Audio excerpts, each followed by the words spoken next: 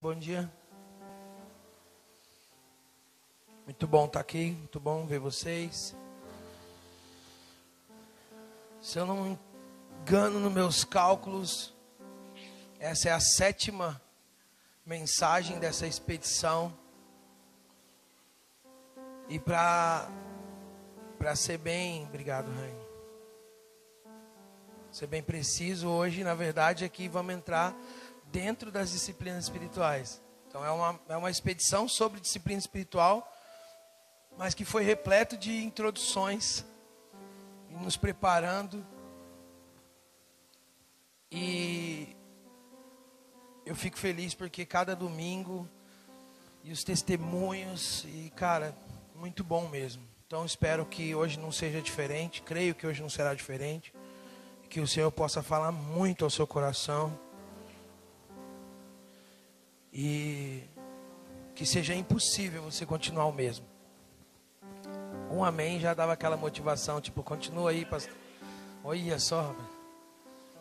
Já é tipo assim, continua, pastor, vai que dá. Então, não vou gastar o tempo que eu tenho para dar um pano de fundo acerca do que a gente falou até aqui.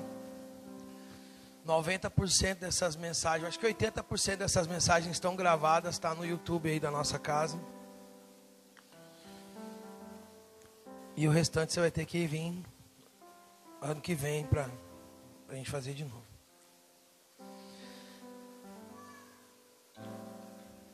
Então, eu queria começar dizendo acerca das disciplinas espirituais, e aí a gente entra na primeira de hoje, que é a oração, beleza?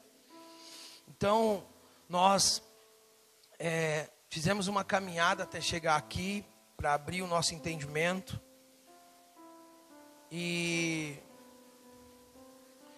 a primeira coisa que a gente tem que entender e familiarizar acerca da disciplina espiritual, é que o Espírito Santo é insubstituível. Não tem substituição para o Espírito de Deus, para o Espírito Santo. Então é Ele que empodera, capacita, inspira, intercede, efetua o querer, o realizar. E por isso então, por isso gastamos 2 finais de semana para trazer maior clareza acerca disso. Então a primeira coisa que eu quero falar para você é que não só coloque, mas mantenha em dia o seu relacionamento com o Espírito Santo. Se você não conhece Ele como uma pessoa, então vá estudar, vá aprender sobre. Porque o Espírito Santo não é fogo, não é água, não é vento, não é arrepio, não é lágrima, é uma pessoa. E é uma pessoa ao qual nós podemos e devemos nos relacionar. E o que Jesus disse sobre Ele é que Ele nos ensinaria todas as coisas.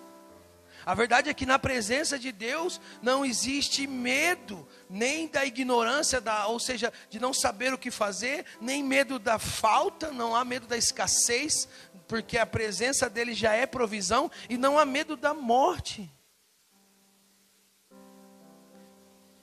Então, isso tem tudo a ver com oração, porque como devemos chegar até Deus de coração vazio, sem lista. E não que seja errado ter uma lista, mas aí é como que você encontra a pessoa mais sábia, ou a sabedoria em pessoa, e você mesmo vai dizer o que você quer? Ou é melhor que você diga o que você peça o que ele te diz para pedir? É como a gente usou esse exemplo, é como você encontrar o gênio da lâmpada, e é você que fala o que você quer. Sendo que ele que é o gênio. Por isso que o mineiro achou e pediu 2 pão de queijo. Então, primeira coisa que tem que estar pontual e entendi, assim, de forma clara, é o seu relacionamento íntimo, pessoal com o Espírito Santo, e que isso é insubstituível. O que fizeram lá atrás foi isso. Tentaram substituir o Espírito Santo pelas disciplinas, pelas obras. E aí deu ruim. Então você não produz o que você deve atrair. Posso ouvir amém? É igual a adoração, a gente não adora adoração. Mas tem muito lugar que é assim, adora a adoração. E aí é uma banda que canta para um bando de preguiçoso. E se eles não gostar, eles não se emocionam, não levantam a mão. Ah, você não conhece essa música. Entendeu? Então é um show, não tem nada a ver com prosconeu. Prosconeu que é a adoração, irmão, não é o worship, é prosconeu o original. É se prostrar, é coração dobrado. Não tem nada a ver com música. Eu me dobro no mundo bita. Não é a canção. Vocês estão aqui, gente? Então, o Espírito Santo é insubstituível, cara.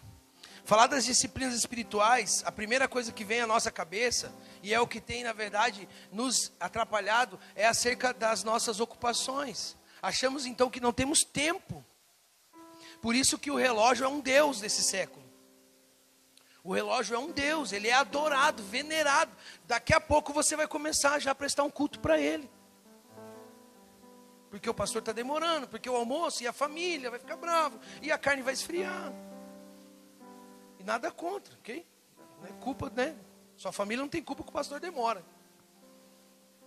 Só estou dizendo que é muito fácil a gente prestar uma adoração ao relógio. Assim como a mamon, assim como ao dinheiro. Ninguém faz um altarzinho lá para umas pilhas de dinheiro e fica, oh, dinheiro. Não, a gente gasta. Então quem é o Deus? Nós mesmos. Enfim. Primeira coisa que você vai ter que tirar da sua vida é essa mentalidade de que você não tem tempo para as disciplinas espirituais. E as nossas redes sociais, e o quanto você pesquisar aqui, se você olhar, pegar o seu celular e ver quanto que vai de bateria em cada aplicativo, você vai ver o quanto de tempo que você tem. Sim ou não? Então, disciplina espiritual é uma mentalidade. Porque por mais que a minha esposa diga que me ama e que jamais vai me deixar, eu não posso parar de cultivar esse relacionamento. Mesmo que ela disse que me ama e que jamais vai me deixar. E eu vou lá, eu acredito. Então quer dizer que eu não preciso mais cultivar esse relacionamento? Eu não cuido mais dela, não cuido de mim. E aí pronto, ela não vai me deixar nunca.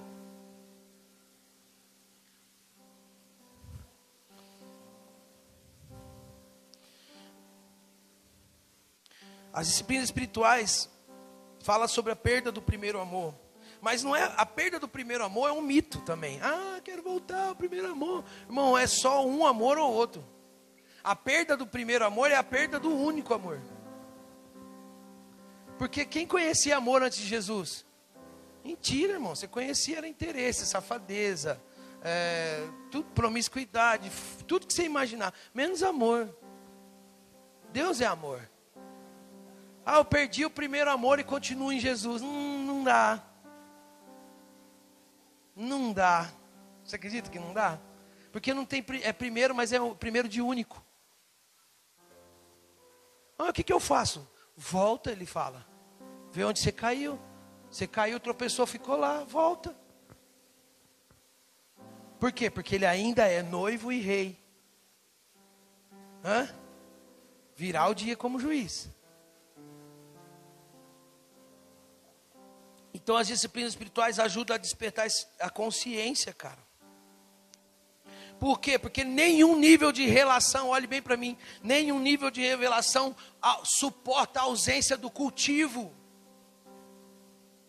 Mesmo se amando muito, mesmo morando junto na mesma casa, não vai suportar a ausência do cultivar, do eu te amo, do carinho, do café servido. Recíproco, claro. Que o cara faz para agradar, a mulher faz para agradar. E eu não estou me referindo só a casal. Todo nível de relação que é cultivada. Uma mensagem de apoio, uma ligação, uma visita. Horas de conversa. Vocês estão aqui, gente? Ou seja, por que não existe a ausência do cultivo? Porque não existe falsa intimidade. Já parou para pensar? Existe falsa oração, falso profeta, falso jejum, falsa oferta, falsa adoração, já falei? Falsa oração, falsa adoração, falso jejum, falso profeta. Eu lembro, Deus falou muito comigo quando eu fui tirar a habilitação. O instrutor da autoescola falou para mim, falou, cara, a gente pode fingir muitas coisas na vida, mas dirigir não é uma delas. A hora que você sentar aí, eu sei que você sabe ou não. Sentou, o cara já sabe. Aí o Espírito Santo falou isso para mim, um íntimo conhece outro íntimo. Anda por lá. Não é pego de surpresa, está entendendo? Não? Então não se finge ser íntimo. Porque o cara vai falar, então, você viu aqui? Não, não vi. Não, mas é... Não, então não tem um convívio. Então vocês estão entendendo, né? Então, não tem como, isso não suporta. Por quê? Porque a intimidade, diferente de qualquer outra prática, é resultado de um cultivo. Vocês estão aqui? Intimidade é resultado de algo que está sendo cultivado. Essa foi a ordem para Adão, lembra? Cultivar, isso é prestar culto, é a mesma palavra, e eu não vou tomar tempo aqui, eu já falei muito sobre isso. Então cultivo tem a ver com constância, diga comigo, constância. Lembre-se, o que fez Moisés subir o monte não é que a sarça queimava, que ela queimava, mas não era consumida. Sarça queimar no deserto era normal, mas ela não acontecia nada, aquilo impactou ele. Isso fala o quê? De constância. Não adianta a gente vir aqui, e nébias, e cântias, e charamanaias, e sair correndo, e amanhã cair na promiscuidade. E amanhã não conseguir, parece que falar, oi Jesus. Mas na igreja chora, e nada contra, irmão, pelo amor de Deus, se lança mesmo, mete a cara nesse chão. A questão é, a constância, olha para mim, é muito bom ser intenso, é muito bom ser intenso, mas a constância é melhor do que a intensidade, porque não adianta eu ser intenso só hoje, intenso só domingo, intenso só naquele momento que eu reservei, não, nós estamos falando de cultivo, de constância. Vocês estão aqui? Eu estava assistindo um vídeo, aí tem aquela cantora Carrie Job, né? E aí estava vendo a história da música, aquela canção do Apocalipse, vocês conhecem? Digno é o Cordeiro que foi morto, santo, santo. A mulher estava meditando em Apocalipse pela manhã. Na hora do... ela meditou em Apocalipse naquele dia. Um casal de amigos ia jantar. E aí, olha só, essa música bombou. Tem um vídeo no YouTube, depois você assiste. Com várias línguas cantando. Inclusive o Brasil está lá, representado pela Ana Paula e pelo André Valadão. Topzera, mano. Bagulho louco, igreja lotada americana, nem sei onde que é no lugar do mundo. Eu sei que várias pessoas de vários países cantando um pedacinho da música na sua língua. Muito louco. E essa canção bombou. Lembra quando essa música saiu? E aí, o que as pessoas pensavam? Falavam, nossa, velho, essa música aí deve ter sido feita debaixo do óleo mesmo. A mulher devia estar numa unção poderosa. Essa mulher devia estar 3 dias trancada dentro do quarto só comendo maçã. Aí foram perguntar para ela, como que foi feito? Ela falou, então, eu li Apocalipse de manhã, estava meditando, à noite vi um casal jantar na minha casa, aí eu estava lá trocando a fralda do meu filho e fazendo um espaguete ao mesmo tempo. Então, como que nasceu a canção? Entre fralda e espaguete. Constância, irmão. Não é todo dia que vai ser xabalaba, não. Mas todo dia você mantém, você cultiva. E ela fez a canção, trocando a fralda e fazendo macarrão. E está aí a música. Vocês estão aqui? Então a constância tem a ver com perseverança também. Posso ouvir amém? Por quê? Porque perseverança gera resistência. Olha aqui para mim. Tudo tem a ver com você aprender. E se para você aprender o mal tem que permanecer, você também tem que permanecer. Como assim, pastor? Tem coisa que não pode sair da sua vida. Tem coisas que você vai... E tem momentos também de enfrentar. Coisas que você ora, jejua, faz tudo que você puder fazer para aquele mal sair e não sai. Por quê? Porque Deus não quer que saia. Por quê? Porque não é mais sobre você se dar bem, é sobre você suportar. Até entende, vai que é Jesus. Resistência, vocês estão me ouvindo, gente? Diga comigo, perseverança gera resistência. Por isso que a Bíblia está trazendo uma consciência sempre sobre que uma batalha travada, não é? E tem muita referência disso em Apocalipse, ao que vencer. Então vamos lá, gente, vocês estão aqui, bom dia? Então o que acontece? Tem uma batalha sendo travada. O que a gente aprendeu lá atrás? Salvação é o fim, então faça tudo para se salvar, não era isso? E aí todo dia, sua vida inteira, você tentando agradar Jesus e você não sabe se Ele está feliz com você ou não, porque você errou uma coisa ou outra, e você fica ali naquele desespero, tentando agradar, tentando garantir sua salvação, totalmente o quê? Errado e antibíblico. Por quê? Porque Jesus já te salvou. Então não é sobre você garantir sua salvação fazendo coisas, mas a santificação, nós falamos sobre isso, te conduz, te mantém, porque você foi salvo, mas precisa continuar sendo salvo para no final da glorificação ser salvo totalmente. Foi livre, Jesus te livrou do poder do pecado, vocês na santificação está sendo livre da influência dele todos os dias, e na glorificação será livre da presença de uma vez por todas. Então, a gente ter isso posto, e a mentalidade gerada e a consciência gerada de que há uma batalha assim. Quem está travando essa batalha? É Deus ou o diabo? Obviamente que não. Não existe briga entre bitrem e chinerai. Isso é uma briga? Né? Um massacre, velho. Eu sempre brinco zoando, tipo, ó o bitrem passando em cima da chinerai. Já passou, já. Não muda nada na vida do caminho, do negócio. Faz sentido. Então não é essa guerra. Então a guerra, essa batalha é entre o diabo e o homem? Não. Por mais que seja inimigo das nossas almas. Vocês estão aqui? O diabo é seu inimigo, te odeia muito.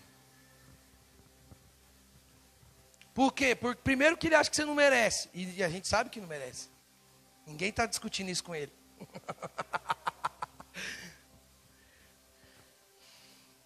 Segundo que ele queria isso para ele. E tantos outros motivos. Não interessa. A questão é, mesmo sabendo que ele é nosso inimigo, se a gente tem um pouquinho de entendimento bíblico, a gente vai saber que a gente tem ele como inimigo, mas ele já foi vencido. Ah, irmão, fala um amém aí, cara. Você tem um inimigo sim, mas ele está vencido. Por que é difícil falar amém? Porque aí acaba a nossa desculpa, né? Pô, o diabo estava levando um monte aí nas costas. Aí fica difícil, né, pastor? Não, tem que se deixar umas coisas para ele aí. Mas a maioria é o quê? Você. Quando não é mais cura, já falei isso um monte de vezes. Quando não é mais cura, quando não é mais demônio, qual que é o problema? Caráter. Sai, demônio, em nome de Jesus. É muito mais fácil do que você desligar a internet e ir dormir.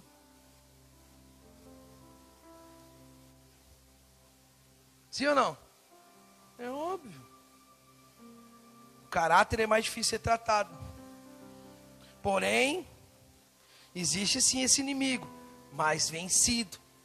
Então, olha, o cara te odeia, é seu inimigo, não pode te tocar, não pode vencer você numa batalha direta, o que ele vai fazer?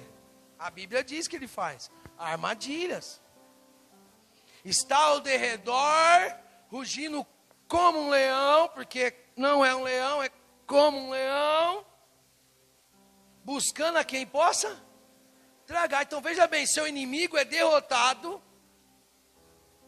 e ele não tem princípio nenhum, ele é covarde. Prepara o versículo aí para mim, de Deuteronômio 25, uma referência, que é muito louca isso, porque olha aqui para mim, o diabo é aquele adversário no ringue, que quando soa o gongo e você vira de costa para ir para o seu corne, ele vem e te arrebenta por trás. Esse é o diabo. Não dá para te encarar de frente. Vocês estão aqui, gente? Então ele está ao redor rugindo como um leão buscando a quem possa tragar, um inimigo vencido, não tem poder para enfrentar. Então o que ele faz? Espera você baixar a guarda, trabalha no seu cansaço. Vocês estão aqui, gente? Presta bem atenção se isso não tem a ver com disciplina espiritual, se a gente não cansou, se a gente não baixou a guarda, se a gente não passou a se alimentar mais de série do que da Bíblia, mais de conversas aleatórias do que comunhão. Isso é óbvio. Lembre-se do que os amalequitas fizeram no caminho quando vocês estavam saindo do outro. Eles saíam ao encontro de vocês no caminho, e quando vocês estavam abatidos e cansados, atacavam na retaguarda todos os desfalecidos que vinham atrás e não temeram a Deus. Presta bem atenção, o povo sai do Egito, Faraó libera, tem todo aquele fuzuê, as 10 pragas e tal, e o povo está vindo na caminhada pelo deserto, cansados, bagulho lá louco. E aí o que acontece? Os amalequitas se esconderam e esperavam a multidão passar. Por quê? Porque por trás ficavam os cansados, doentes, fracos. Então eles vinham por trás e ia matando. Ia matando. Ia matando. Presta bem atenção, irmão. Presta bem atenção em nome de Jesus. Se você não assumir, não reconhecer, não perceber a sua fraqueza, o seu inimigo vai vencer. E não é fraqueza, eu digo só por queda de pecado, não é isso, não. A rotina, o trabalho, a falta de produtividade, os relacionamentos frustrados. E aí cansa, fadiga. E aí baixamos a guarda. E aí a gente se pega tentando ler a Bíblia e dormindo em cima dela. A gente se pega tentando ter um momento de devoção, mas tantas coisas nos tiram daquele lugar. Tem alguém aqui? Então existe uma batalha assim, essa batalha é entre a carne e o espírito, que na Bíblia é representada por velha natureza contra a nova natureza. Ei, Adão está vivo.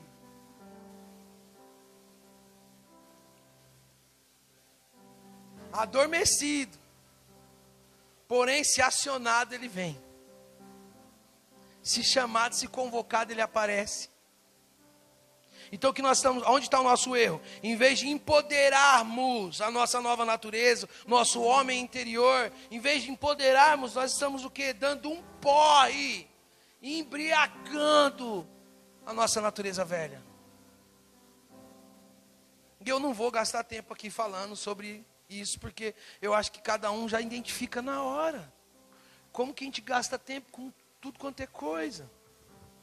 E não é isso, e eu não estou dizendo tipo assim, o problema está que a gente não quer, entendeu? Nós não queremos gastar aquele tempo com Deus. Ainda que pensamos que queremos, ou sabemos que precisamos. Mas ainda não encontramos prazer. Vocês estão aqui? E aí vamos dando um porre para a nossa velha natureza. Em Colossenses 3, diz que se ressuscitamos, se der tempo pode pôr, Lude. Colossenses 3, 1 ao 4.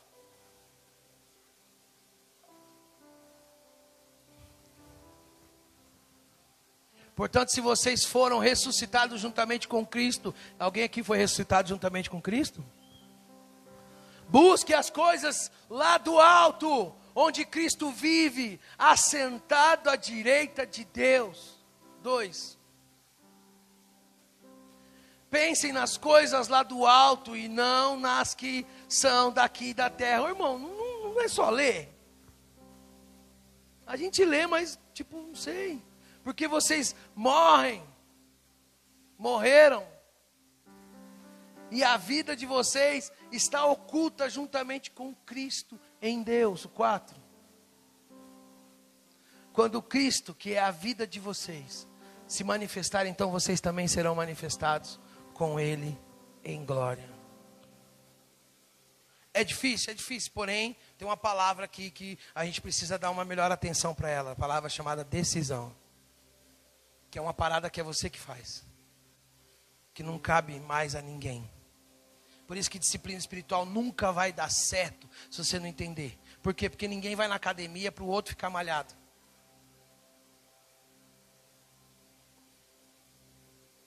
Sim ou não? Por isso que é totalmente imaturo aquela coisa de, ora por mim. Ora por mim, ora por mim. Pastor, mas é errado? Não é que é errado. Mas a gente entendeu errado. E eu quero ajudar a gente com isso hoje. Porque qual é a diferença da oração do pastor para de outra pessoa? O que a gente coloca aí que é diferente? Moral, a unção. Ah, então unção, então deu um acesso. Eu sempre pensei assim também. Lá atrás, mas pensei, vocês estão aqui? A questão é, quando na Bíblia, Jesus em Apocalipse vai falar sobre o morno, lembra disso? Que o morno seria aquele que seria vomitado. A gente precisa levar em consideração o seguinte, que o morno é aquele que tem a aparência. Ah, o morno não é um quente que esfriou? Sim. O morno não vai ser um frio que esquentou. Mas é um quente que esfriou. Só que algumas coisas precisam ser ampliadas para a gente entender melhor. Morno é o que se engana. É o que pensa, né? Tem um texto que diz, ele pensa que é. Pensa que está. Vocês estão aqui, gente? Pensa que tem. O morno é aquele que está não está conseguindo se dedicar nem numa coisa nem em outra. Olha aqui para mim. Não é nem uma coisa e não é nem outra. Ele não consegue ter dedicação. Isso é o quê? Decisão. Está entendendo? O cara que tem dificuldade de decidir. Porque a vida dele é uma inconstante dúvida. Por quê? Porque está faltando uma consciência, uma sabedoria, uma revelação. Está faltando algo aí para que ele se posicione. O texto é para a igreja de Laodiceia. E a igreja de Laodiceia era conhecida como, os cristãos de Laodiceia eram conhecidos como aqueles que queriam e buscavam, trabalhavam pelas riquezas, mas queriam ser cristãos exemplares. E aí eles não conseguiam ser nenhuma coisa nem outra. Eles não conseguiam se dedicar numa coisa nem outra. E é exatamente para Laodiceia que a carta diz, olha, vocês são mornos. Não decidem. Sabe aquela conversinha lá atrás? Ah, um pé na igreja, outro pé no mundo. Tem nada a ver, mas parece. Não decide. Eu não estou falando que ou eu sou pecador, ou eu sou santo. Não é isso não. Ou eu me dedico a Deus, ou eu fico na área de onde Deus pode só me fazer as coisas. Vocês estão aqui, gente? Tem a ver com decisão. O morno é o indeciso. E a Bíblia conta de uma figueira que Jesus passou. E o texto diz assim, eu não vou ler para ganhar tempo. Vocês estão aqui? Bom dia. O texto diz o que Jesus falou. O texto diz assim, que não era estação de figos. Não era hora de dar figo. Mas a árvore estava cheia de flor, de folhas e estava toda bonita. E essa figueira em específico em Israel, quando ela está florida, quando ela está cheia de flor, ela está dizendo, vou ter fruto. Então Jesus vai até ela, não tem fruto e ele amaldiçoa. Vocês lembram disso? E ele vai, depois quando ele volta, está seco. Os discípulos falam, Jesus secou, morreu a árvore. Porque Jesus tinha amaldiçoado. Por quê? Porque ela não deu fruto? Não, cara, o Senhor entende o nosso tempo e a nossa estação. E respeita muito bem isso. A questão é que ela tinha a aparência de que tinha fruto. Vocês estão aqui? Pegou o gancho já ou não? Ela tinha uma aparência. Ela estava dizendo, eu tenho fruto. Olha, pode vir. E esse talvez tenha sido o nosso problema. E não reconhecer diante de Deus e pior ainda diante das pessoas. Sabe o que hoje mais tem acontecido? A gente vai para a internet para dizer, olha quantas flores eu tenho. Olha o quanto eu tenho folhas. Estou cheio de frutos. E não é verdade. Então as disciplinas têm a ver com lei da semeadura. Gálatas capítulo 6, Lude. Tem a ver com semear, com o colher. É óbvio.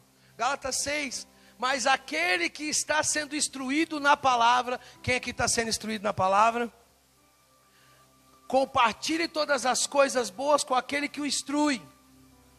Vai. Não se enganem. De Deus não se zomba.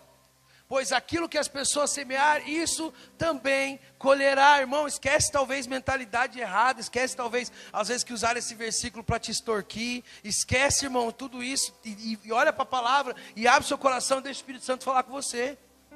Não se enganem. De Deus não se zomba. Pois aquilo que as pessoas semear também colherá. Vai. Quem semeia para a sua própria carne, natureza velha, da carne colherá corrupção. Mas quem semeia para o próprio espírito, do espírito colherá o quê? Vida eterna, onde você semeia. Onde há aplicação, onde há semente, onde há investimento, próximo, onde há força. Onde você aplica. E não nos cansemos de fazer o bem, porque no tempo certo faremos a colheita. Se não, cara, diga comigo, perseverança. Diga continuar. Sabe o que você encontra na rua, o que você encontra em vários lugares? As pessoas dizendo, eu era presbítero. Eu era levita. Eu já fui pastor. Não, eu sou evangélico desde berço. Sim ou não? Quando Jesus disse está consumado, significa, sabe o que, irmão? Obra completa. Posso ouvir amém? Está completo, está consumado. Então eu te digo, o que adianta quase? Eu quase tive um filho. É a mesma coisa. Você pegar no colo. Ficar a noite sem dormir, né, Maíra? Não é a mesma coisa. Eu quase tive um filho. Eu quase casei. Mas e agora? Não, agora eu estou solteiro. Mas eu quase casei. Adianta? Adianta o quase? Eu quase fui para o céu, rapaz. Lá no inferno você contando para os caras. Mano, eu quase fui, cara. Rapaz, olha, eu ia na igreja direto, mas olha, pô, foi isso aqui, cara. Os caras falam, então você tem um lago de fogo diferente. Você quase foi, né? Então, desculpa a heresia besta. Próximo, 10. Por isso, enquanto tivermos a oportunidade, façamos o bem a todos, mas principalmente aos quem? Da família, da fé. Por quê? Perseverar. Suportar, continuar. A ordem da casa é misericórdia. Como alguém te suporta, você tem que suportar alguém. Vocês estão aqui? Então tem um camarada chamado Dallas Willard, filósofo cristão. Escreveu alguns livros, e um dos livros que ele escreveu chama Espírito das Disciplinas. Tem uma frase muito legal que ele diz, que é o seguinte: a graça é a ausência de mérito e não de esforço. A graça é a ausência de mérito e não de esforço. Então o que? Tem esforço. Prepara. Eu não falei da primeira imagem, Lude? Passou, né? Então coloca a segunda. Prepara a segunda e a terceira. Já vamos pôr tudo junto.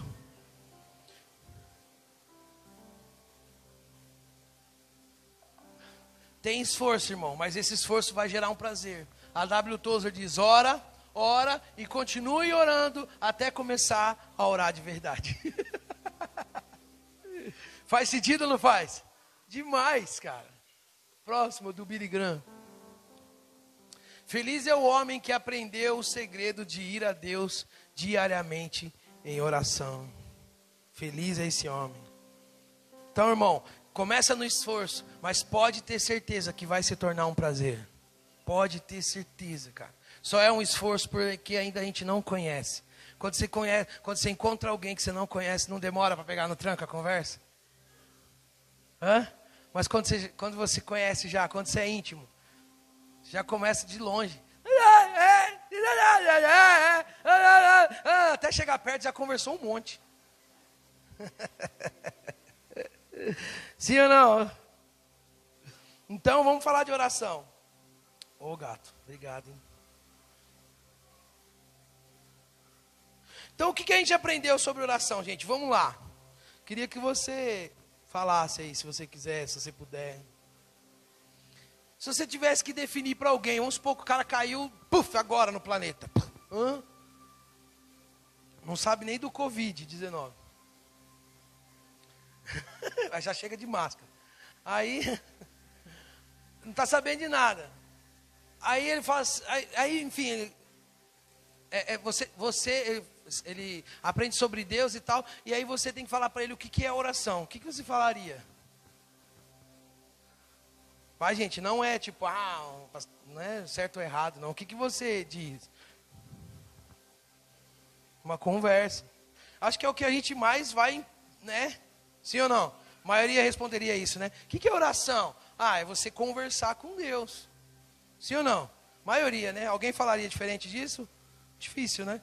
O que seria a oração? Tem várias coisas, mas o que a gente mais entende é isso. É uma conversa com Deus. Ok. Então, a gente pode dizer que é um diálogo. Sim ou não? Sim ou não, gente? Aí eu te pergunto. Valeu. Aí eu te pergunto, é fácil ou é difícil? Vai pensando e vai trazendo para você. É um diálogo, ok. É fácil ou é difícil? Se é fácil, por que é fácil?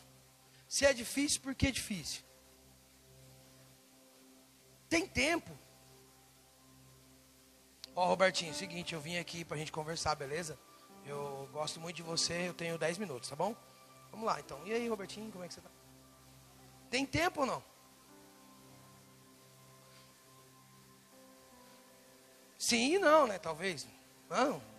Um encontro agendado tem tempo, sim ou não? Vocês estão entendendo o que eu estou querendo dizer ou não? Na verdade, eu estou jogando. É uma conversa, é um diálogo, ok. É fácil, é difícil? Tem tempo? Se é um diálogo, e uma parte é Deus, e aí eu tenho que primeiro saber quem é Deus. E aí a outra coisa, e a outra parte sou eu, e aí eu sei quem sou eu.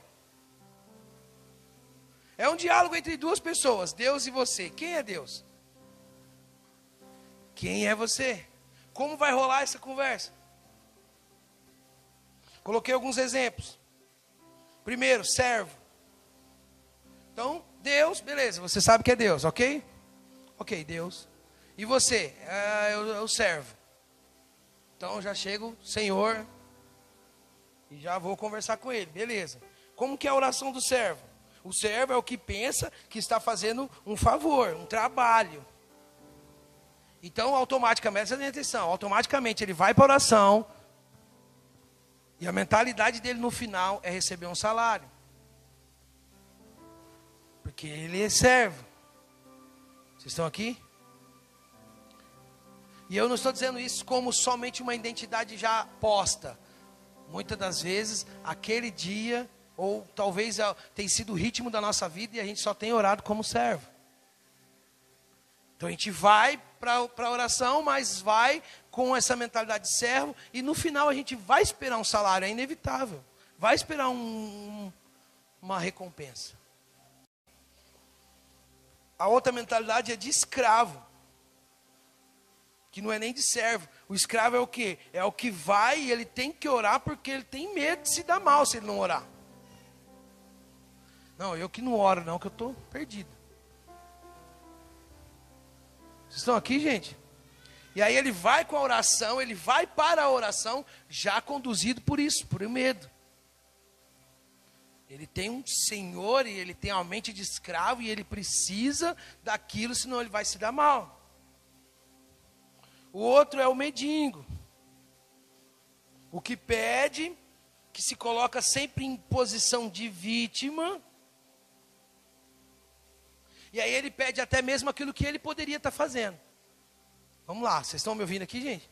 Você vai para oração, mas a mentalidade é de mendigo e você está pedindo para Deus coisas que você mesmo poderia estar fazendo.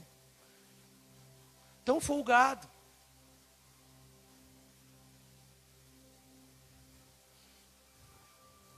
A outra mentalidade é de cliente. Eu vou orando, vou orar, mas toda a oração está sendo conduzida numa compra. Eu estou orando para acumular créditos para mim poder comprar alguma coisa de Deus. Vocês estão aqui, gente? Você identificou alguma vez que você já orou desse jeito ou não?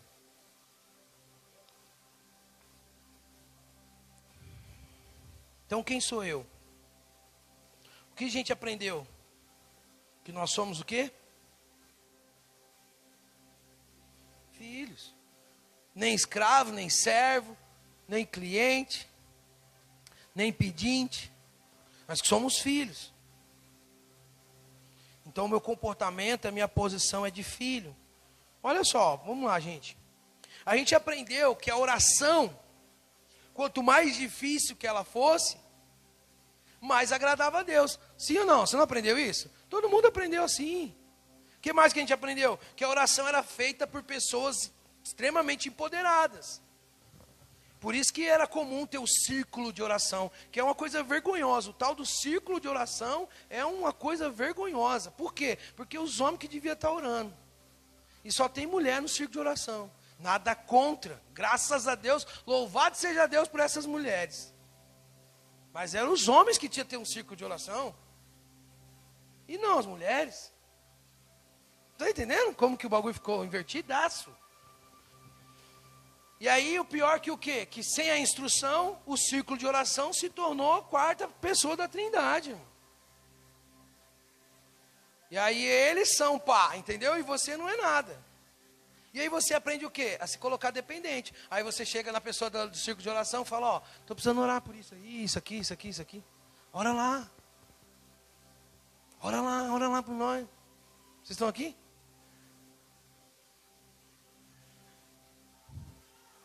Pastor, mas não está certo? Não está certo.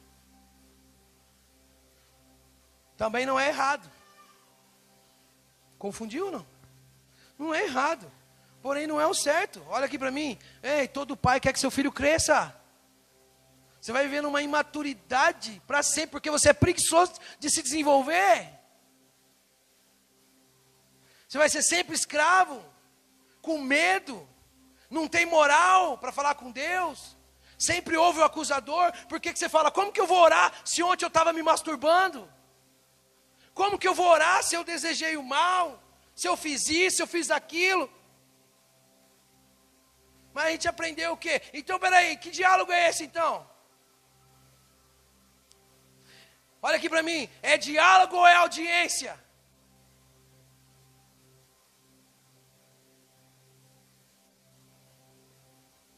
Como que a gente aprendeu? E aí a gente olha para os homens aí da história, né, cara? Como Wesley, Billy Graham. E aí a gente fala, pô, só oração é para esses caras aí, ó. O coreano lá, o David Won-Cho lá, que orava 12 horas, e o médico falou para ele, ó, você tem que orar menos. Ele foi para 8. Tipo, metade do dia o cara ora.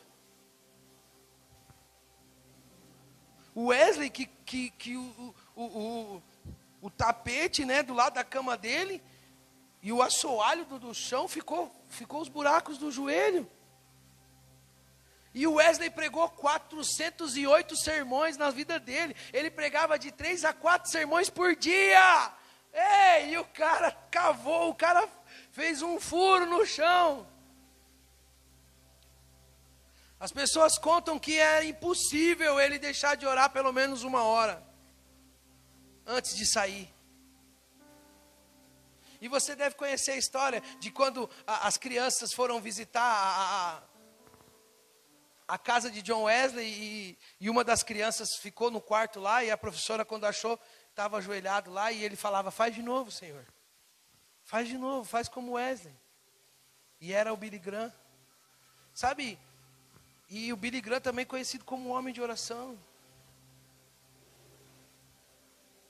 Será que esses caras passavam tanto tempo fazendo, gente? Só que ok, olha aqui para mim. Aí a gente olha para isso e fala: cara, é só para eles. Oração é para gigante. Oração é para esses monstros aí. Está errado, cara. Presta bem atenção e carrega essa palavra com você. Você tem uma definição errada do que é oração. Por isso, talvez hoje, a consequência disso é a inconstância. Porque todos nós, acabamos desenvolvendo uma definição errada. Então precisamos o quê? Redefinir. Tanto o porquê como o como. Aprendemos que se eu orar, Deus vai gostar mais de mim. Quem aprendeu assim? Se eu orar, Deus vai gostar mais de mim. Uma vez indo no carro, eu tive que sair rápido. Eu estava tendo um devocional bem constante. Mas aí eu tive que sair, acordei meio atrasado, tive que sair rápido. Tinha que resolver uns negócios. E aí eu estava descendo na Guaicurus. Aí coloquei um louvor no carro. E aí comecei a falar com Jesus. E a primeira coisa que eu fiz foi pedir perdão por não ter tido o devocional. E aí a oração que eu comecei a fazer, eu não vou lembrar, é claro, mas eu comecei a fazer uma oração e o Espírito Santo me interrompeu. Ele disse: ei, para, você acha que eu te amo porque você ora? E aí eu comecei a chorar, cara, não consegui mais falar mais nada. Ele não te ama porque você ora. O amor dele não tem a ver com a sua produtividade. Por isso que continua sendo de graça, irmão. Continua sendo de graça. Não tem a ver com você merecer, tem a ver com você acessar os lugares de graça do Senhor. É por isso que você tem que orar. Quando você aprende que você tem que orar para Deus gostar de você, mas olha para mim, a grande verdade é que Ele tem prazer em conversar com você. Ah, irmão, isso muda tudo, cara. Isso tem que mudar tudo, cara. Sabe que Ele está te esperando? E não tem pecado, não tem altura, não tem profundidade, não tem escassez, nada pode te separar desse amor. E Ele te espera. E não só espera, mas tem prazer em conversar com você. Cara, quando a gente entender isso, vai dar, sabe, você vai ficar com dor. De saber que um Deus tão grande, tão maravilhoso, se faz tão presente para alguém tão pequeno como a gente. E a consciência do Evangelho é que traz esse entendimento de prazer. Por isso, por falta do Evangelho, as pessoas não sabem orar. Por falta do Evangelho. Por quê? Porque o Evangelho é a boa notícia do amor de Deus, do presente, não da recompensa. A gente aprendeu o contrário, então fica todo o tempo tentando merecer, cara. Ainda que não diga que, ainda que diga que conheça a graça, mas na verdade não. Temos inimigos da comunhão, são inimigos da qualidade. É óbvio que temos. E o primeiro inimigo é isso que eu estava falando, a ignorância. Por não sabermos que Ele tem prazer em conversar conosco. Que Ele não tem hora marcada. Que não importa se você vai orar 5 minutos. Olha aqui, tem vezes que 5 minutos é mais profundo do que 1 hora. Não é o tempo, cara, é o coração. Vocês estão aqui? Primeiro inimigo é isso, a ignorância. Depois são os inimigos devocionais, né? Os devocionais negativos, que é o que? O alimento. Eu lembro que uma vez eu assisti, eu ia orar, eu estava orando à tarde, isso bem no início da minha conversão, eu ia orar à tarde, e estava tudo certo para me orar, e eu ia gastar um tempo ali, só que aí antes eu fui assistir um filme, King Kong. Tinha saído um novo King Kong lá e tal, e eu fui assistir na televisão.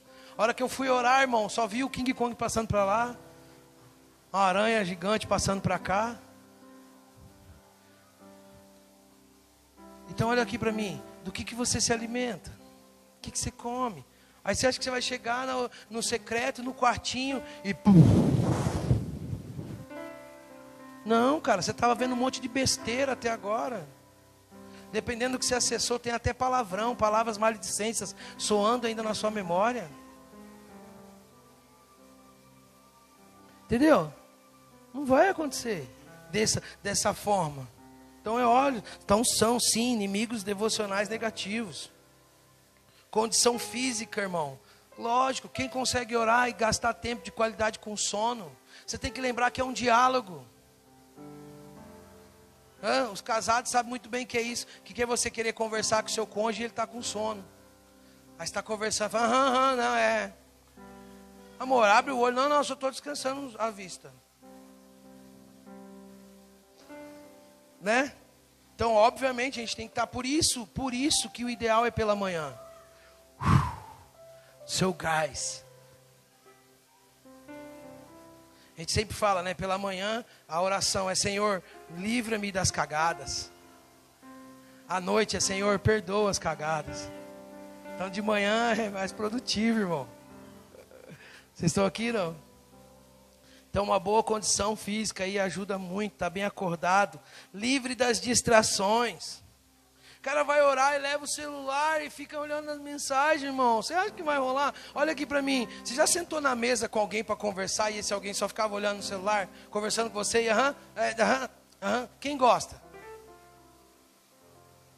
Se você não gosta, por que você acha que Deus tem que gostar? Ninguém aqui gosta, velho. Sim ou não? Fala a verdade. Não é horrível?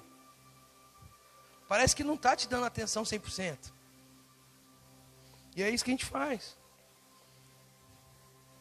Outro inimigo é a preocupação. Você vai orar, mas você já está com tanta coisa na cabeça que a sua preocupação já conduz a sua oração e você já está louco para sair dali para resolver logo as coisas. Lutero dizia que quanto mais compromisso ele tinha durante o dia, mais tempo ele gastava com Deus, porque ele entendeu o que significava buscar em primeiro lugar o reino de Deus. Esses dias, eu tenho desde a quarentena, eu tenho dedicado o meu levantar ao Senhor. Pretendo agora, depois dessa disciplina espiritual, dedicar também o meu deitar, ou seja, ter um devocional também no final do dia. Mas eu tenho conseguido, graças a Deus, a ter um devocional durante a manhã. E eu não respondo, eu não quero nem saber, irmão. Nem saber mesmo. Então, você me desculpa se eu não te responder. Mas é porque eu estou falando com alguém que eu preciso muito e é um pouquinho mais importante que você. Então, eu tô, sabe, e esses dias eu estava realmente preocupado, principalmente com a água e a luz da minha casa.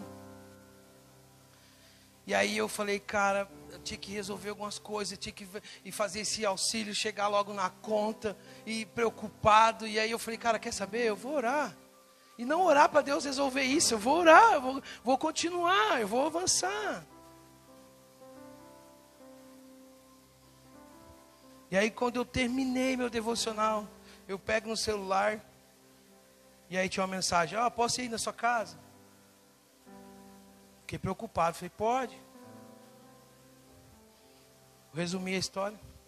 Chegou uma família lá na minha casa, falei, então pastor, eu vim falar um negócio bem rápido, senhor. Falei, o que foi? Não, eu vim te trazer um dinheiro. Amém. Deu para pagar água, a luz e muito mais. Vocês estão aqui, gente?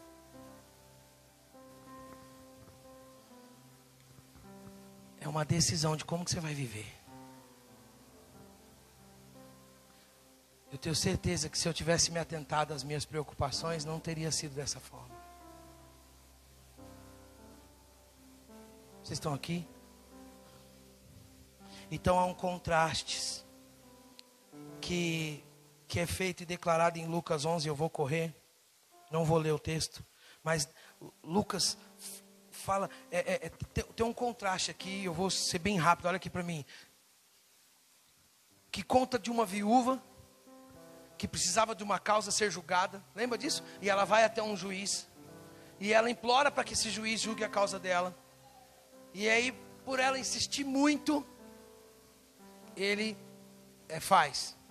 Aí há um outro contexto, uma outra parábola, vamos dizer assim, de que Jesus está contando, os caras falam assim: Senhor, nos ensina a orar, e ele vai dizer: olha, quando você orar, faça assim, ore Pai Nosso e tal, e ele vai contar, e ele vai dizer: olha, imagina um amigo que recebe outro amigo, só que está tarde, e ele não tem o que servir para esse amigo comer, e ele vai até a casa de outro amigo, e ele chama, e o cara lá de dentro fala: ei, já é meia-noite, já coloquei as crianças para dormir, não vou sair para te levantar, para te atender. Só que o cara não tem a quem recorrer. Então Jesus está contando isso e dizendo que aquele cara, ele não quer sair, mas pela insistência do outro, ele sai. Presta bem atenção, por que eu estou falando contraste? Porque toda vez que a gente lê isso e ouve isso, a gente parece que está sendo ensinado sobre persistir em ficar pedindo. Presta atenção, porque o próprio texto vai dizer: pedir, pedir e dar-se-vos-á. Buscai e acharei, batei e a porta se abrirá. Olha para mim, o texto tem a ver com um contraste. E não só um ensinamento acerca de persistência, mas Jesus vai dizer assim, olha, ele vai terminar dizendo assim: se vós que sois maus, sabe dar coisa boa aos seus filhos, do que dirá Deus nos dará o Espírito Santo se pedires. Jesus está dizendo assim: Deus não é um juiz mau, você não é uma viúva, você é a noiva e ele é pai. Ele está dizendo: você, mesmo sendo um homem mau, sabe dar coisas boas. Ele está dizendo: eu não sou um pai mau, eu não fecho a porta, eu não nego o pão.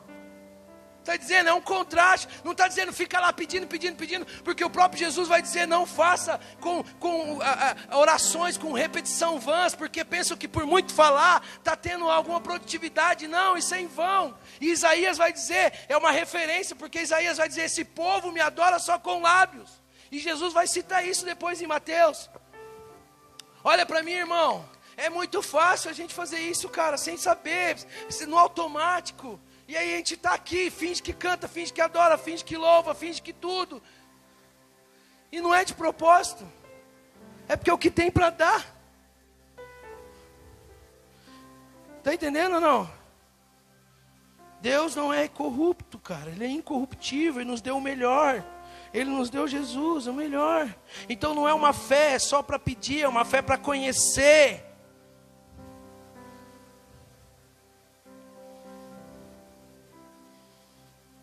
Ele não nega pão, ele não fecha a porta, ele não se incomoda.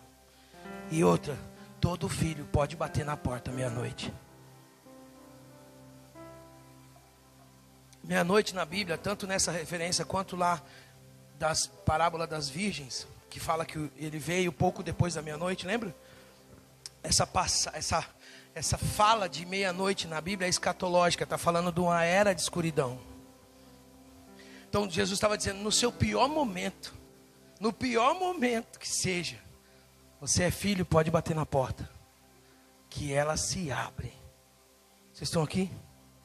Eu quero terminar, e eu preciso ler o Salmo 139, coloca aí por favor.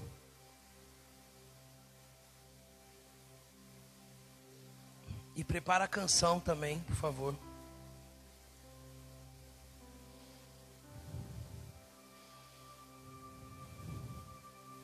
Salmo 139. Eu vou ler daqui, vocês lêem de lá e acompanham. Oh, Senhor, formoso é tua face, eu quero ver. Salmo 139.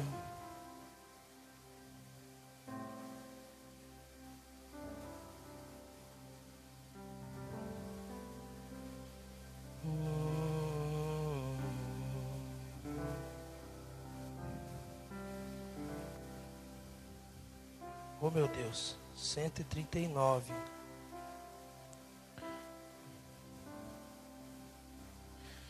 Que uma vez brilhou para brilhar, resplandecer tua graça sobre mim, Senhor, formoso é tua face, eu quero ver. Oh, Senhor, tu me sondas e me conheces. Sabe quando me assento e quando me levanto. E de longe conhece os meus pensamentos. Observas o meu andar e o meu deitar e conhece todos os meus caminhos. A palavra ainda nem chegou à minha língua. E tu, Senhor, já a conhece toda. Tu me cercas por todos os lados. E põe as tuas mãos sobre mim. Tal conhecimento, olha o verso 6. Tal conhecimento é maravilhoso demais para mim. E tão elevado que não posso atingir. Ele está falando sobre o que ele está entendendo. Ele está entendendo, ele está dizendo, tal conhecimento é maravilhoso demais. Saber que o Senhor me sonda e me conhece. Está falando sobre a onisciência de Deus. Para onde me ausentarei do teu espírito? Aqui começa a falar da onipresença.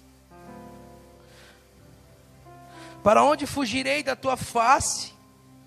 Se subo aos céus, lá está, e se faço a minha cama no mais profundo abismo, lá está também. Se tomo as asas da alvorada e me detenho nos confins dos mares, ainda ali a tua mão me guiará, e tua mão direita me sustentará. Se eu digo as trevas, com certeza me cobrirão, e a luz ao redor de mim se fará noite, até as próprias trevas não te serão escuras. A noite é tão clara como o dia para ti, as trevas e a luz são a mesma coisa. Pois tu formaste o meu interior, tu me teceste no ventre da minha mãe. Graças te dou, visto que de modo assombroso, maravilhoso me formaste. As tuas obras são admiráveis, e a minha alma o sabe muito bem. Os meus ossos não se foram encobertos quando oculto fui formado e entecido como as profundezas da terra. Os teus olhos viram a minha substância ainda informe, e no teu livro foram escritos todos os meus dias, cada um deles escrito e determinado, quando nenhum deles ainda existia. Porque precioso para mim, ó Deus, os teus pensamentos, e como é grande a soma deles. Se os contasse, seria mais do que os grãos de areia. Quando acordo, ainda estou contigo. Quando acordo, ainda estou contigo. Como eu gostaria, ó Deus, que acabasse com os perversos e afastassem os maus e os violentos. Eles se rebelam contra ti, e como teus inimigos falam coisas ruins. Acaso não odeio os que te odeiam, e não desprezo os que levantam contra ti? Eu os detesto com ódio completo, para mim são inimigos de fato. Sonda-me, ó Deus, e conhece o meu coração. Prova-me e conhece os meus pensamentos. E vê se há em mim algum caminho mau, e guia-me pelo caminho eterno. Fecha seus olhos só um minutinho. Essa é uma oração feita por Davi. É uma oração. E quando ele diz: sonda-me, Senhor, e me conhece. E ele sabe disso. Ele diz: meu, isso é maravilhoso demais entender isso. Então eu queria que você parasse só alguns segundos para saber que ele te conhece. Que ele sabe exatamente agora o que está passando nos seus pensamentos. O que te trouxe aqui.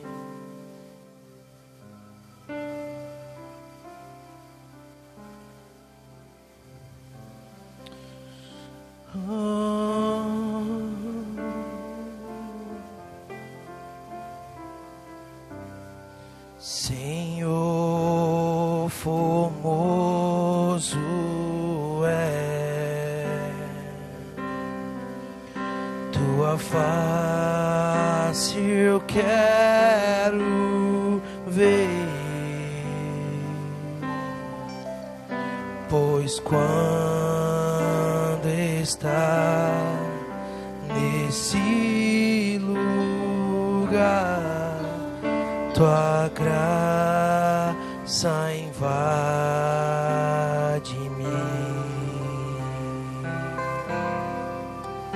acende a chama, ó Pai, que uma vez brilhou. Vem limpar, brilhar, resplandecer o meu primeiro amor.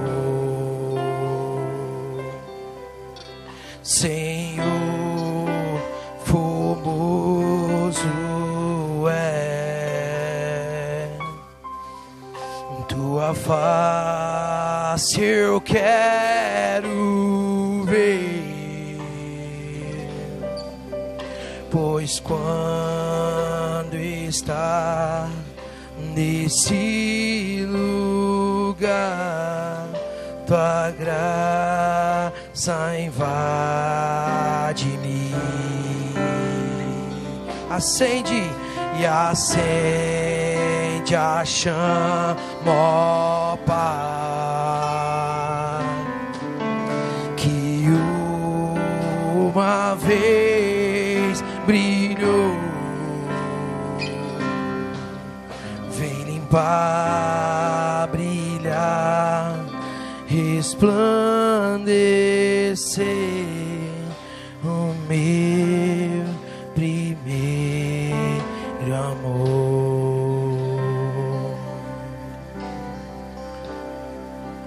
Primeiro fala de onisciência, sobre cavar, penetrar, ir mais fundo. É isso que o Senhor faz. Conhece cada momento do seu dia, te observa de longe e conhece você melhor do que a você mesmo. Sabe que alguém te conhecer melhor do que você, cara?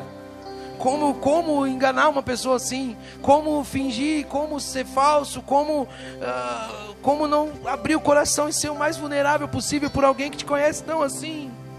A segunda parte dos Salmos fala sobre a onipresença, que é inútil tentar escapar de Deus, dos olhos dele, que mesmo que a escuridão te cubra, simplesmente ele diz: haja luz, e aí já era, que não há trevas, não há escuridão para ele. Depois fala da onipotência, sobre formar cada osso, saber e tecer cada fio do seu cabelo, de gerar e criar as trilhões de células.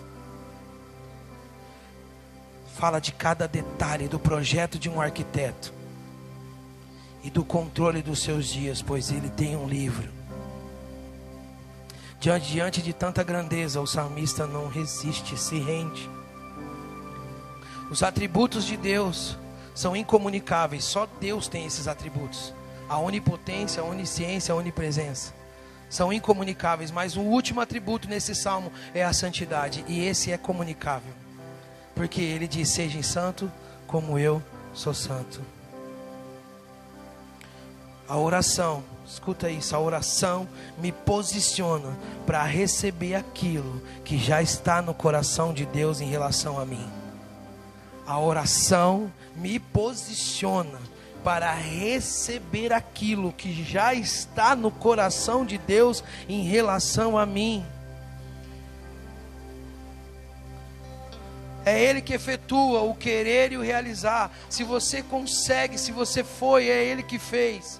Se algo não está acontecendo, é porque você precisa saber o que Ele está fazendo.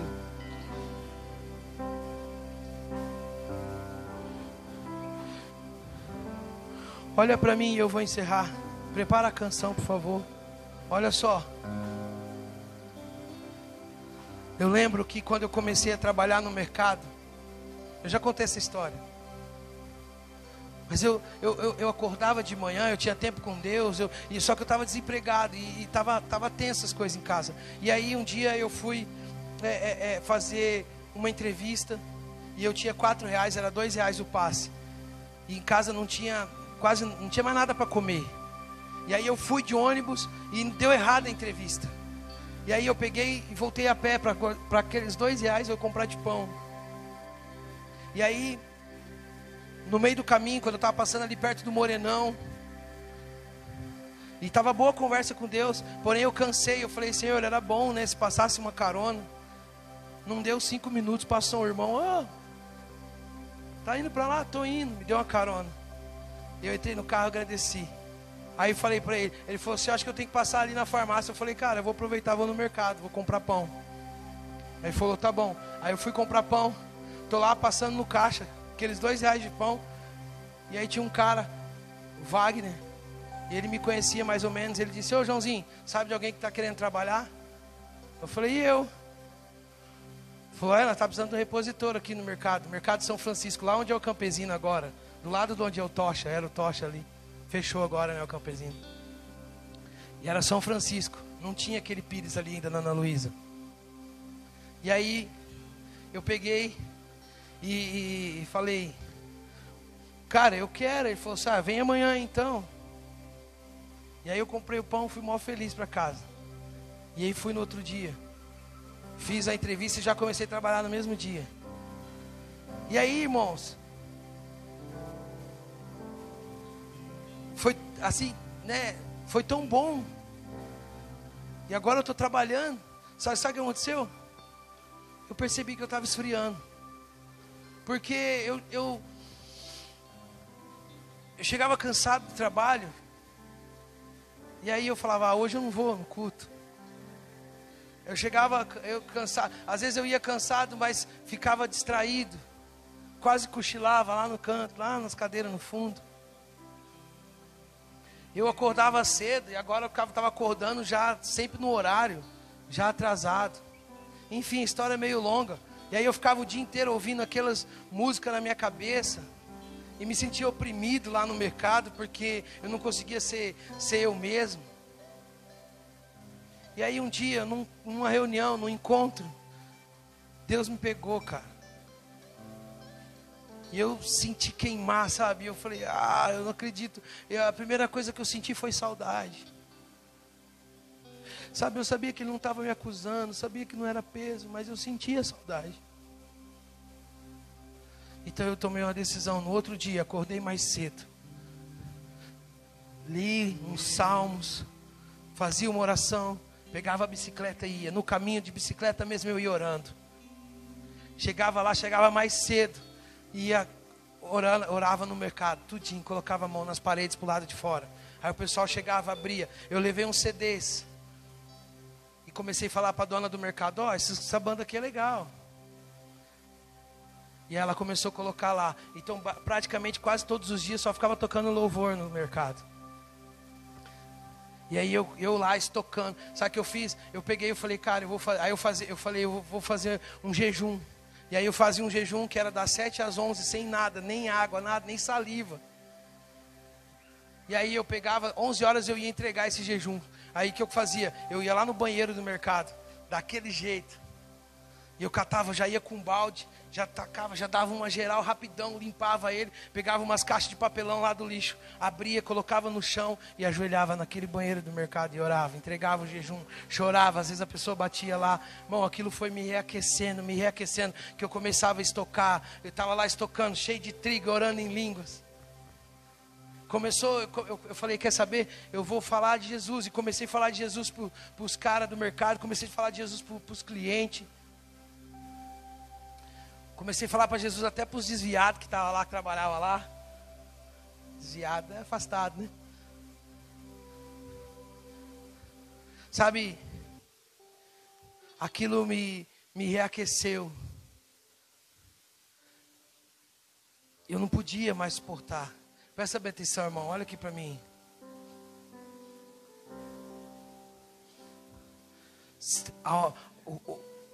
O esfriamento vai ser potencializado quando você começar a dar preço. Presta atenção. Você começa a pôr preço. Quanto vai me custar hoje? Ah, estou cansado, vou ter que ir sem tomar banho. E aí você coloca na lista e você diz, não dá. Entendeu? Quanto custa? A gente fala dessas pessoas que cobram para pregar, cobram para tocar. É por quê? Porque elas estão dando preço. Perdeu o espírito voluntário. E nós perdemos o espírito voluntário e damos preço. Será que eu posso ir hoje? Será que hoje dá para ir? Será que entendeu? Começa a dar o preço. Não, mas eu vou ter que gastar gasolina. Não, eu vou ter que fazer isso, eu vou ter que fazer aquilo. A gente põe o preço. Então o que difere a gente desses que estão cobrando para pregar e para tocar? Nada. Para de pôr preço, irmão. E volte a ter o espírito voluntário. A fazer por amor à presença dEle. E que você seja desesperado por isso, cara. E não, em nome de Jesus, não venha bater seu cartão, cara. Porque isso não vai adiantar nada. Durante a semana não tem cartão para você bater.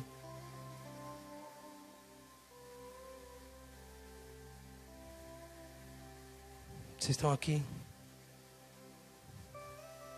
Fecha os olhos só mais uma vez. Vai pôr a canção lá.